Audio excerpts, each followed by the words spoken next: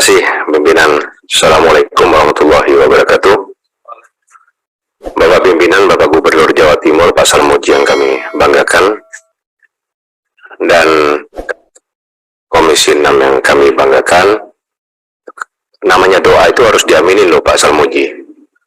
Karena kalau sudah PKB menyatakan itu partai kepemimpinan bangsa, itu pasti selalu akan jadi.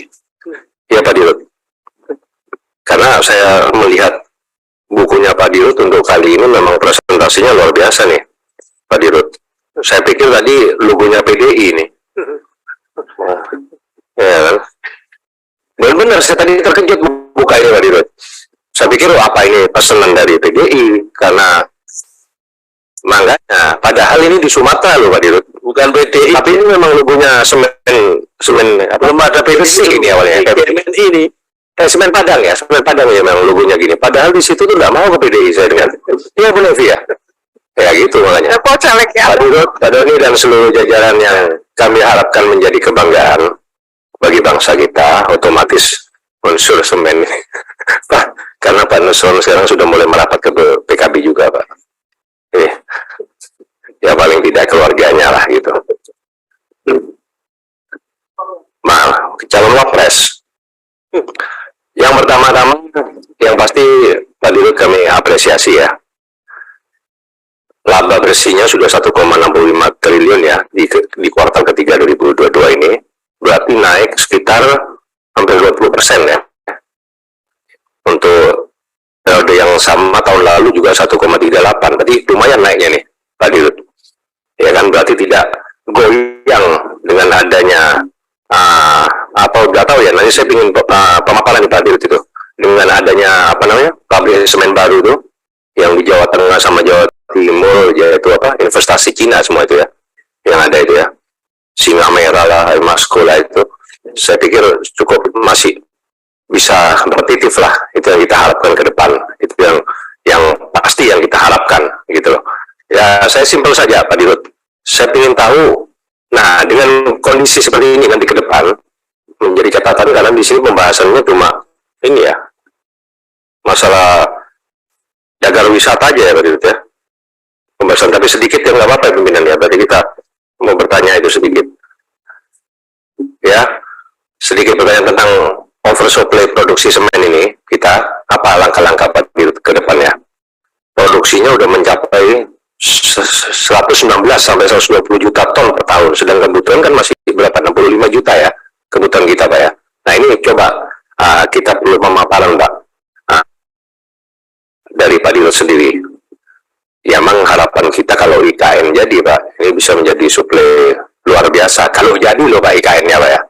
Nanti ganti presiden belum tentu jadi IKN di Kalimantan itu. Belum jelas pasti ya. Itu. Nah itu yang kita harapkan. Lalu persoalan yang tidak kalah pentingnya Pak Dirut, masalah batu bara dalam produksi itu, ya kan? Jadi bagaimana kebutuhan batu bara, ya kan? Supaya produksi dari semen ini bisa terus lancar, ya kan? Gitu loh. Karena batu bara untuk proses utilisasinya ya, berarti di catatan di sini utilisasi klinker aja Januari Oktober 2022 itu turun, Pak, ya kan? Ini batu bara untuk what is it? itu yang penting itu Pak. Itu kita harapkan bisa lebih maksimal. Kembali kepada masalah Indarung. Jujur kalau saya pribadi yang memang saya di dapil saya itu Banyuwangi itu Bondowoso, sebetulnya banyak aset-aset BUMN cagar budaya yang terlantar. Dan ini saya anggap Pak Dirut dan jajaran khususnya Semen Indonesia ini sudah mempunyai awal ide yang terbaik di antara BUMN yang lain. Saya mendukung sebetulnya. Perlu ketemu yang hadir gak banyak di sini. Beberapa mitra-mitra BUMN kita itu banyak yang terbengkalai. Padahal itu banyak aset-aset itu yang memang masuk dalam cagar budaya pembangunan mulai zaman sebelum Indonesia merdeka ya. Gitu loh. Itu banyak, khususnya di tempat saya Pak, di Situbondo. Itu banyak cagar budaya PTPN yang terbengkalai yang sekarang dibuat syuting film hoka-hoka Pak. Ya kan, disewanya untuk hoka-hoka aja, untuk film-film hantu itu, ya kan. Akhirnya akhirnya apa, banyak ditempatin oleh masyarakat, tidak dirawat, dan jujur banyak yang dijualin di dalam itu, barang-barang yang sangat bersejarah di situ, mesin-mesinnya. Dan ini semen Indonesia saya kira memang harus didukung untuk satu hal itu ya. Satu hal, ide kreativitas untuk menjadikan cagar budaya wisata ini sebetulnya kami dari PKB juga akan mendukung. Sepakat Pak? Ya kan? Tetapi, nah itu kembali lagi, bagaimana sistem manajemen pengelolaan ini yang harus kita hati-hati. Kami trauma juga kalau semua aset itu kalau sudah dikelola dengan kita, apalagi yang tidak berpikiran terhadap dividen, ini namanya cagar budaya ya, kita pengembangan dan cita-citanya sangat besar ya, dalam pendidikan, dalam penelitian ilmiah, ya kan, wisata. Nah ini perlu dikelola dengan betul. Kami setuju, welcome, kita buka kerjasama dengan swasta, itu terpenting. Nah ini seperti tadi rekan-rekan nanya, apa sudah ada pihak swasta yang sudah berkomitmen bekerjasama? Pak Dirut, kami tolong dijelaskan di sini, ya kan? Lalu bagaimana tim kerja selama ini, ya kan?